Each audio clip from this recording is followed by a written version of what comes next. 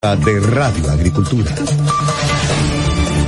8:30, lo anunciábamos antes de la pausa. Vamos a darle una mirada, un análisis y cuáles son las claves de la más reñida y polarizada elección a la presidencia de Estados Unidos. Donald Trump y Joe Biden están peleando voto a voto en estados clave que han respaldado al mandatario en el 2016. ¿Qué pasa con los colegios electorales? ¿Qué estados son los que hay que mirar atentamente durante esta jornada? Lo conversamos con Jorge Saad, director del Centro de Estudios Internacionales de la Universidad Católica, quien ya está en línea con nosotros. Jorge, bienvenido. Muy buenos días, Gabriel, en esta maratónica jornada y madrugada. Una maratónica jornada, ya lo has dicho, anoche estuvimos hasta muy tarde revisando qué estaba ocurriendo con las votaciones. Hoy día también en la mañana la declaración triunfante del presidente de Estados Unidos, Donald Trump. Tu análisis respecto a lo que ha pasado en las últimas horas y qué podría ocurrir durante esta jornada en aquellos estados que son llamados clave.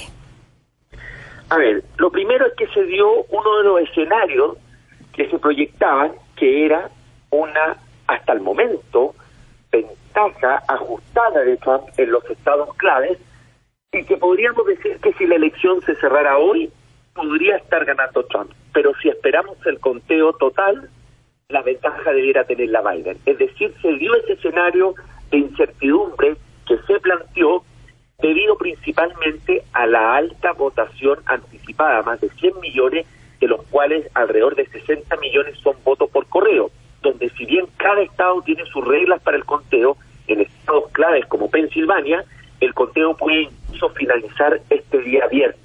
Entonces, así como hasta la noche la batalla estaba en las urnas, ahora la elección de Estados Unidos se va a trasladar a la cancha comunicacional y a las cortes. Y eso es lo que deberíamos acostumbrarnos en los días sucesivos debido a la incertidumbre y a lo ajustado que está dándose esta elección. Hubo un voto anticipado, Jorge, que se dice respaldaría o ayudaría más al demócrata John Biden, y es eso específicamente lo que quiere frenar el actual presidente de Estados Unidos. ¿Es posible que logre paralizar el conteo de los votos, de estos votos a distancia? Sí, lo que permite las propias reglas electorales es que si uno de los candidatos objeta los resultados electorales, puede acudir a las cortes y eventualmente esto termina en la Corte Suprema. Por lo mismo, ya se habla de los equipos de abogados que tienen ambas candidaturas para pelear ese voto a voto en caso que llegue a sede legal. El antecedente más próximo que tenemos fue el año 2000, cuando el estado de Florida, que tuvo una brecha de menos de 1,000 votos, se terminó definiendo en la Corte Suprema luego de 35 días. Hoy tenemos un escenario que hay más estados donde se produce situaciones de este tipo, fundamentalmente por el voto anticipado. Y si bien Trump logró consolidar el voto republicano, las cifras preliminares hablan que el 93% de los republicanos votó por Trump, fue el 90% el año 2016, vuelve a reforzar un hecho que describe muy bien a Trump, que si bien tiene una alta tasa de rechazo, tiene una base fiel de partidarios muy sólida, que se reflejó en ese apoyo más o menos estable que tuvo durante sus 4 años, esa base fiel del 40%, y que lo confirma la elección de acuerdo a los sondeos, a los conteos que estamos viendo, donde los republicanos votaron por él. ¿Y cuál creo yo que es la razón, Gabriela? Tendemos nosotros a fijarnos mucho en la personalidad de Trump, desde afuera, quienes no estamos en Estados Unidos, por su excentricidad, por lo disruptivo, por sus palabras, pero la verdad es que lo que ha hecho Trump en política interna, política exterior es otro tema, muchas de las acciones responden a esa base republicana. Baja de impuestos, desregulación, nominación de jueces en la Corte Suprema, que son 3 temas tremendamente importantes para los electores republicanos, y el discurso de la economía, que a mi modo de ver, Biden quizás se centró mucho en la pandemia coronavirus, que genera división en Estados Unidos, y hasta el momento Trump puso más énfasis en la economía, que es una de las principales razones que inclinan las preferencias en Estados Unidos. A ver, hay hartas aristas, Jorge, que mientras yo te escuchaba decía ya, a ver, comencemos con eso. Si se judicializa todo esto, iría a la Corte Suprema, una Suprema que hoy día favorece a Trump.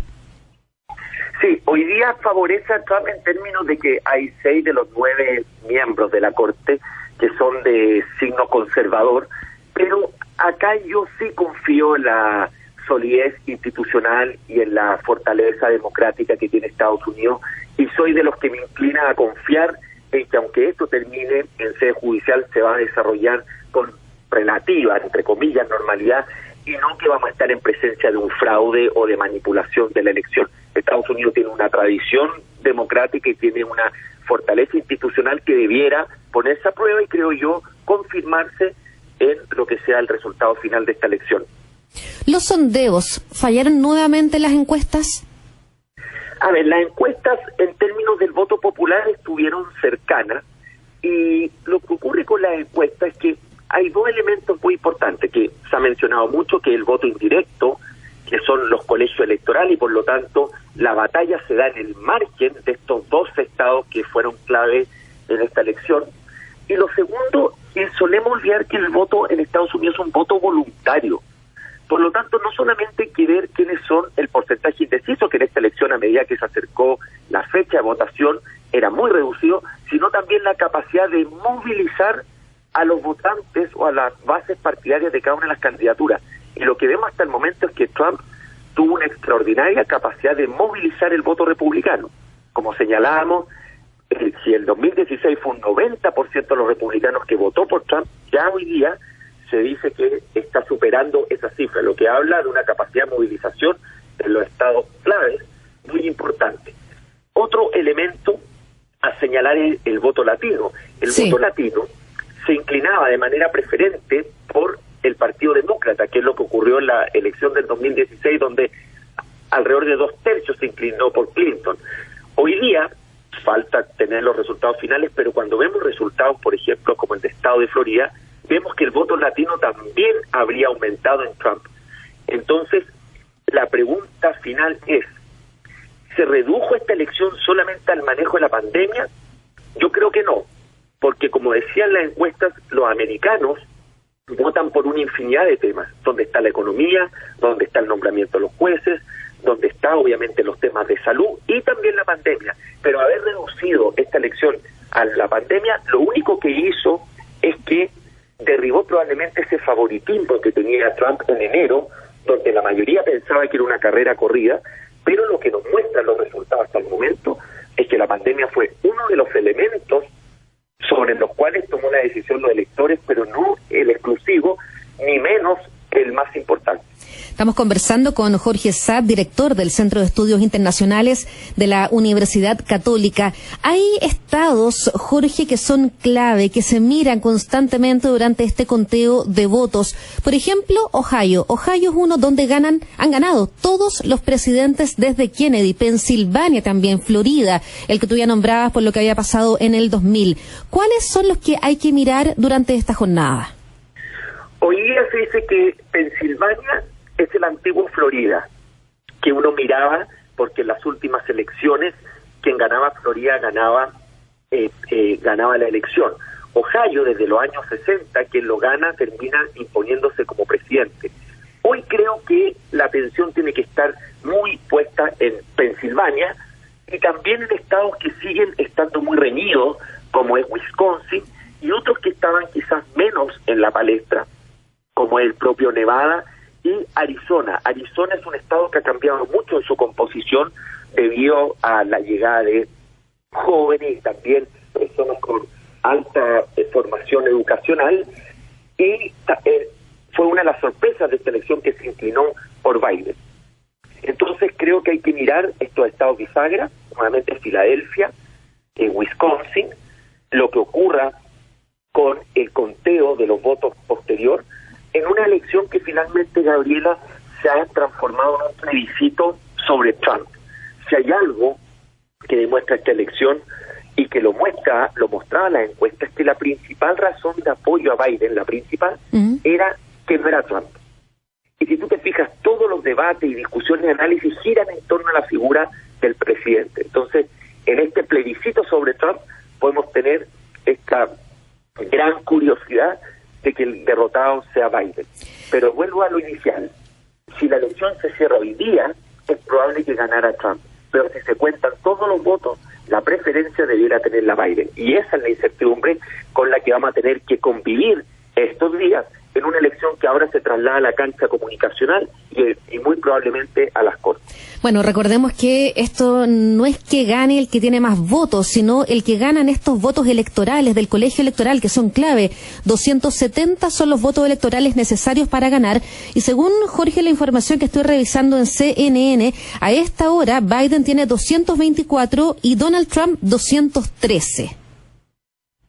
Exactamente, y si uno va mirando los estados, vemos que junto a los que ya mencionamos de Wisconsin, Michigan, Pensilvania, que eran antiguos bastiones demócratas y que fueron claves para el triunfo de Trump en 2016, se suman también Arizona, como mencionamos Nevada, Georgia, en una elección que al ser de voto indirecto no necesariamente coincide, como tú mencionas, con el voto popular, y así lo ha dicho por lo menos 5 elecciones en la historia americana, lo que ocurrió el 2016, Bush, el caso del 2000, y después ya tenemos que remontarnos a los 1800, donde también se impusieron quienes no tuvieron el voto popular.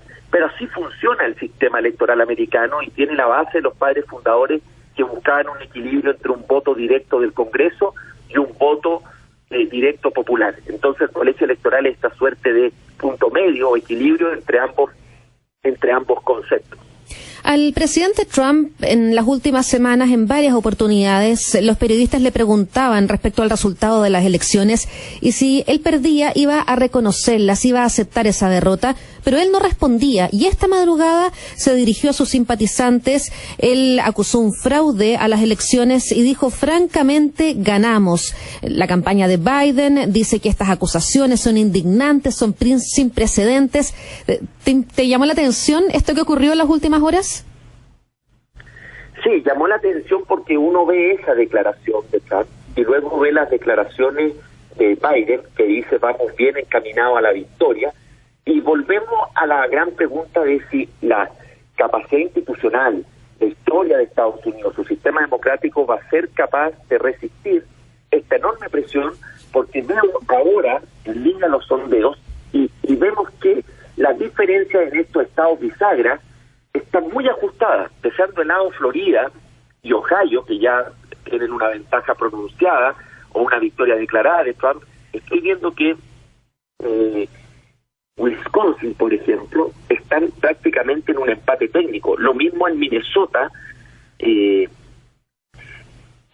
obviamente en el caso de Pensilvania, si bien Trump tiene una ventaja, falta aún el recuento de una cantidad importante de voto anticipado, y como te mencionaba, eso se va a conocer en los próximos días. O sea, tenemos, como se anticipaba, una elección muy reñida que se va a definir en la última milla, que ha tenido una característica de ser una suerte de plebiscito de Trump, si se está a favor o no, en una sociedad americana muy dividida, en una clase política muy polarizada, que también lo podemos ver, Gabriela, en los primeros resultados que nos están dando la renovación de un tercio del Senado, que está muy pareja, sí, y la Cámara de Representantes, que como ha sido habitual en el último tiempo, quedaría en manos de los demócratas. O sea, estoy viendo el Senado, 46 votos para los demócratas, 47 para los republicanos, peleadísimo.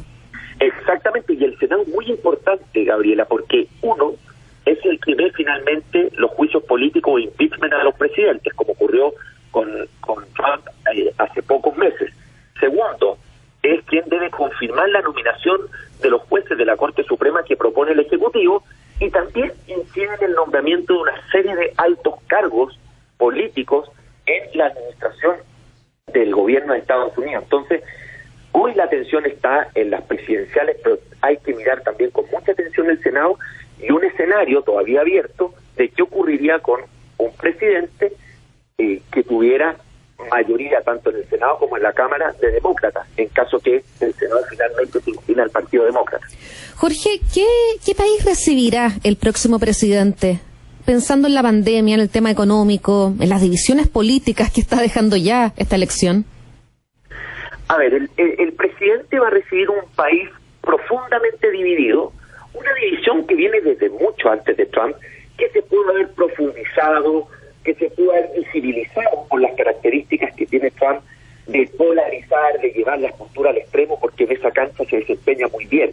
Pero la sociedad americana viene dividida hace mucho más tiempo. Yo diría que un punto de inflexión importante fue 2008, que generó un impacto económico, sobre todo en esas clases medias que quedaron muy postergadas. Lo segundo es el manejo de la pandemia asociado también a la recuperación económica. Si tú te fijas, el mensaje de Trump era que él era la persona con mayor capacidad de reactivar o recuperar la economía, y esa sensación de fortaleza contrastaba quizás con esa actitud más pausada de Biden. El segundo desafío entonces es de orden de recuperación de la economía. Lo tercero es la creciente disfuncionalidad de la clase política americana, que está muy muy polarizada, con mucha dificultad de llegar a acuerdos. Y lo último, que fíjate que no ha sido tema de campaña, es qué es lo que va a ocurrir con Estados Unidos en su política exterior. La política exterior es un tema que nos interesa mucho más a los que estamos fuera de Estados Unidos que al elector americano. Y así lo expresó, así parece, sí. Así lo expresó en 2016 y así lo está confirmando hoy día, y en los debates, si tú te fijas, palabras como Siria, Afganistán, Medio Oriente, prácticamente incluso China tuvo una cobertura muy baja, porque parte de lo que está ocurriendo en Estados Unidos es que su sociedad, al parecer, no está muy entusiasmada en este liderazgo global o esta responsabilidad que asumía Estados Unidos con el resto del mundo, y quiere que sus gobernantes pongan mucho más foco en las urgencias domésticas, salud, economía, obviamente manejo de la pandemia, pero a nivel internacional también tenemos que ver cómo puede cambiar esa política exterior. Uno, con la rivalidad estratégica con China. China es para Estados Unidos una amenaza. Si hay un tema que tú me digas donde hay consenso entre republicanos y demócratas, es ver a China como una amenaza. Y por eso la percepción del americano hacia China es crecientemente negativa.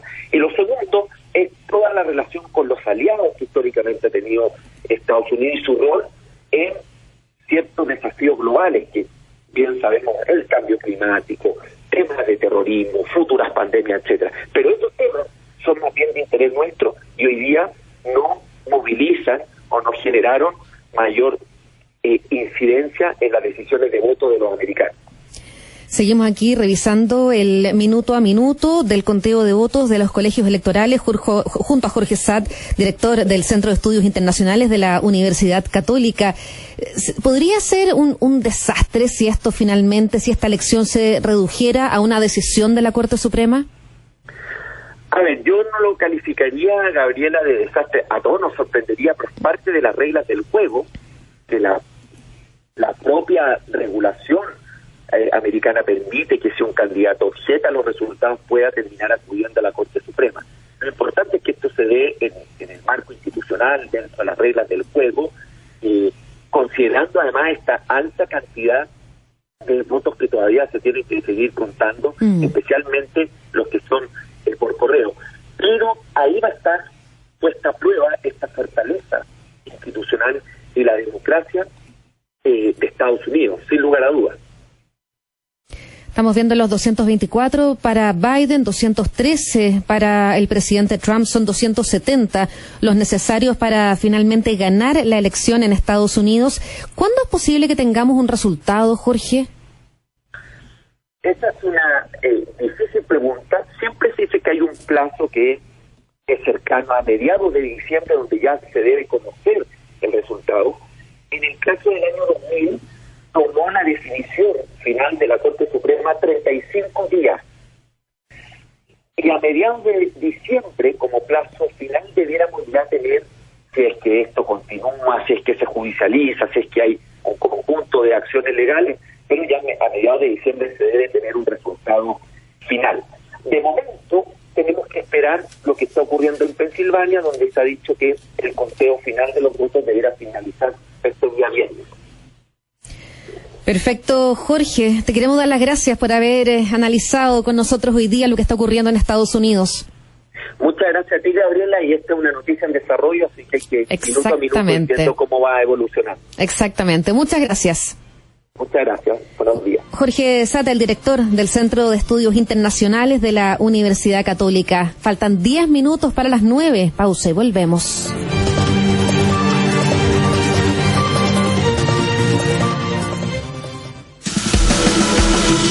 Te presentamos la nueva carrera Diseño Digital de Servicios en la Universidad